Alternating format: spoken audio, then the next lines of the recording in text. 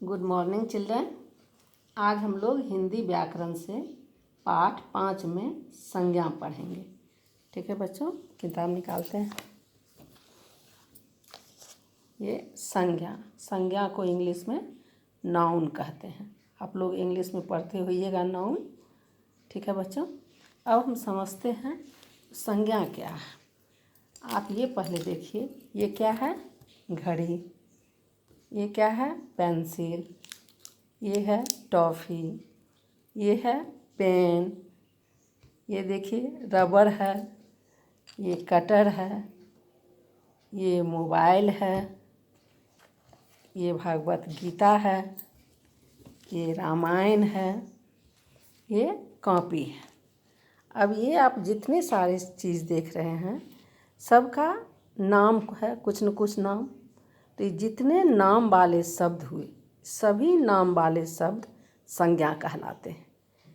ये गीता पुस्तक भी संज्ञा है। ये रामचरितमानस भी संज्ञा है। घड़ी भी संज्ञा है। ये आपका शार्पनर कटर भी संज्ञा है। पेंसिल संज्ञा है। रबर संज्ञा है। कलम भी संज्ञा है। इस टॉफ़ी को भी संज्ञा कहेंगे। मोबाइल भी संज्ञा है। कॉपी भी संज्ञा है। मतलब ये किताब आपकी संज्ञा है। जितने भी सामान है, आप जो भी देखते हैं सबका कुछ न कुछ नाम होता है, और ये सभी नाम वाले शब्द संज्ञा कहलाते हैं। ठीक है बच्चों,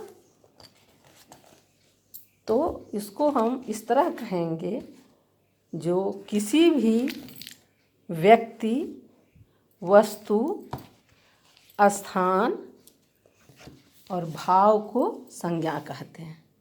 हम क्या कहेंगे? सभी नाम संज्ञा कहलाते हैं। अर्थात संज्ञा की परिभाषा में कहेंगे, संज्ञा किसे कहते हैं? हम कहेंगे किसी व्यक्ति, वस्तु, स्थान, भाव आदि के नाम को संज्ञा कहते हैं। ये जितने भी सामान के जो नाम हैं ये सब संज्ञा है। ठीक है बच्चों, अब है संज्ञा के 3 भेद होते हैं। संज्ञा के कितने भेद होते हैं? 3 भेद होते हैं। व्यक्तिवाचक, जातिवाचक, भाववाचक। संज्ञा के 3 भेद होते हैं। व्यक्तिवाचक, जातिवाचक, भाववाचक। व्यक्तिवाचक संज्ञा किसे कहते हैं? जिससे किसी विशेष व्यक्ति का बोध होता है, जो किसी खास व्यक्ति का बोध होता है, जो एक ही होता है। ठीक है बच्चों, जैसे राम एक ही हैं, रामायण पुस्तक, धनबाद शहर एक ही है। आपकी किताब में दिया हुआ है सचिन तेंदुलकर, अक्षय कुमार, मनोज कुमार। ये क्या है? व्यक्तिवाचक संज्ञा। दूसरा है जातिवाचक संज्ञा, जिससे किसी पूरी जाति या समूह का बोध होता है, उसे जातिवाचक संज्ञा कहते हैं। जैसे किताब, शहर, नदी, पहाड़, हिरण, फल आदि। इस तरह बहुत सारी चीज़ें हैं। जैसे किताबें बहुत होती हैं, इंग्लिश, हिंदी, साइंस, बहुत तरह की किताबें होती है। शहर, बहुत सारे शहर हैं। धनबाद शहर नाम हुआ, वैसे मान लो पटना शहर है, जमशेदपुर है, गया है, दिल्ली, मुंबई, कलकत्ता, बहुत सारे शहर हैं। यदि शहर रहेगा तो जातिवाचक, और उसमें यदि नाम हो जाएगा तो दिल्ली शहर, कलकत्ता, मुंबई, तो फिर व्यक्तिवाचक हो जाएगा। नाम होने से व्यक्तिवाचक संज्ञा कहलाएगा, और सिर्फ शहर रहने से जातिवाचक संज्ञा। नदी, बहुत सारी नदियां हैं, लेकिन यदि हम गंगा नदी रहेगा तो फिर व्यक्तिवाचक हो जाएगा। सिर्फ नदी है तो बहुत सारी नदी है, तो एक जाति भर का है नदी, तो उसको जातिवाचक में कहेंगे। पहाड़, बहुत सारे पहाड़ हैं, लेकिन यदि हिमालय पहाड़ रहेगा कहीं तो उसको व्यक्तिवाचक में कहेंगे, उसको व्यक्तिवाचक। सिर्फ पहाड़ रहेगा तो जातिवाचक। हिरण, फल आदि आपकी किताब में भी दिया हुआ है। जातिवाचक उदाहरण हिरण, बतख, नदी। ठीक है बच्चों, अब तीसरा भेद है भाववाचक संज्ञा, जिससे किसी के गुण, दोष, दशा आदि का पता चलता है। जिन सब संज्ञा शब्द से किसी के गुण और उसके दोष, दशा आदि का पता चलता है उसे क्या कहेंगे? भाववाचक संज्ञा।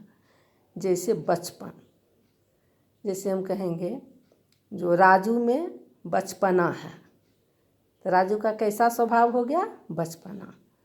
दादाजी में बुढ़ापा आ गया है, दादाजी में क्या आ गया है? बुढ़ापा। उनका अवस्था क्या है?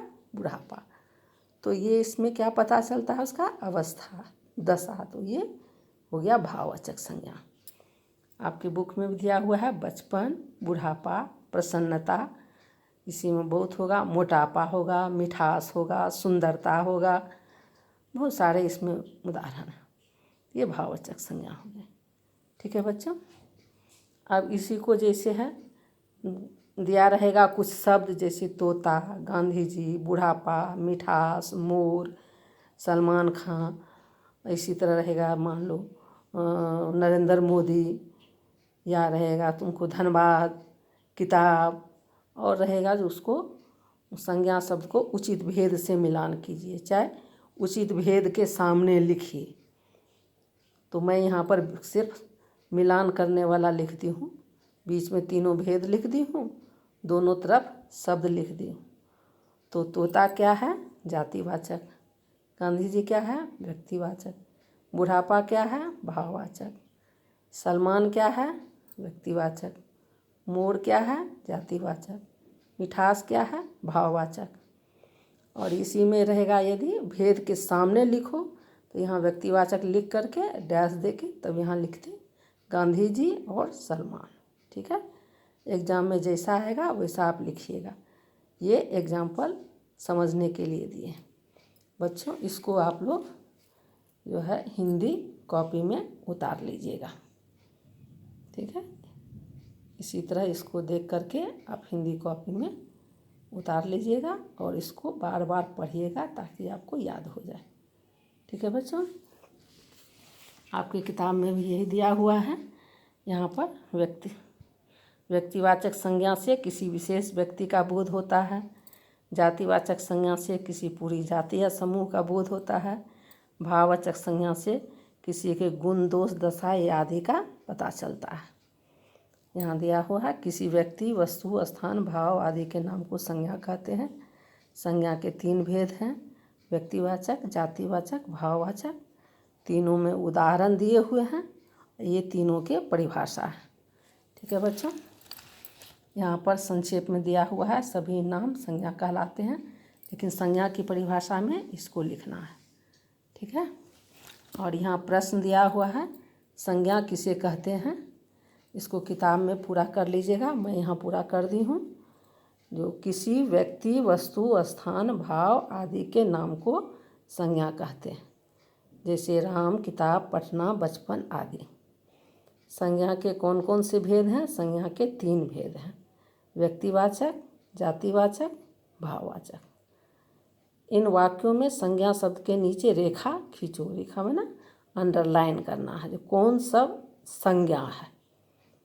तो मदन घर जा रहा है, मदन भी संज्ञा है और घर भी संज्ञा है, तो दोनों के नीचे अंडरलाइन कर लेंगे। माँ ने स्नेह से रमा के सिर पर हाथ फेरा, इसमें कौन कौन नाम वाले शब्द हैं? माँ, स्नेह, रमा, सिर, हाथ, ये चारों को अंडरलाइन कर देंगे। खीरा का स्वाद अच्छा था, तो खीरा भी इसमें है नाम वाले शब्द, और स्वाद भाववाचक हो गया, उसको भी अंडरलाइन करना है। अक्षय कुमार ने अच्छी भूमिका निभाई, अक्षय कुमार और भूमिका को अंडरलाइन कर लेंगे। इसको आप कॉपी में लिख सकते हैं, किताब में अंडरलाइन कर लीजिएगा और कॉपी में भी लिख सकते हैं। चित्रों को पहचान कर संज्ञा का उचित भेद लिखो, जिसको मैं वहाँ जोड़े बनाओ में दिखाई थी इस पेपर में। यहाँ जोड़े बनाओ, कॉपी में तो चित्र बनाना संभव नहीं है, तो मैं जोड़े बना के दिखाई, उसी को यहाँ पर चित्र के साथ है। जैसे तोता का चित्र है तो तोता क्या है? जातिवाचक संज्ञा। ये गांधी जी का चित्र है, गांधी जी क्या है? व्यक्तिवाचक संज्ञा। ये बुढ़ापा है इनमें, तो भाववाचक संज्ञा हो गया। ये क्या है? खीरा, तो जातिवाचक संज्ञा। ये मोर है, मोर जातिवाचक संज्ञा। ये सलमान कहाँ है, तो ये व्यक्तिवाचक संज्ञा। मतलब व्यक्ति एक ही होते हैं व्यक्तिवाचक, जातिवाचक बहुत सारे होते हैं, और भाववाचक होते हैं जो स्वभाव, गुण, दोष जिससे पता चलता है। ठीक है बच्चा, thank you, God bless you.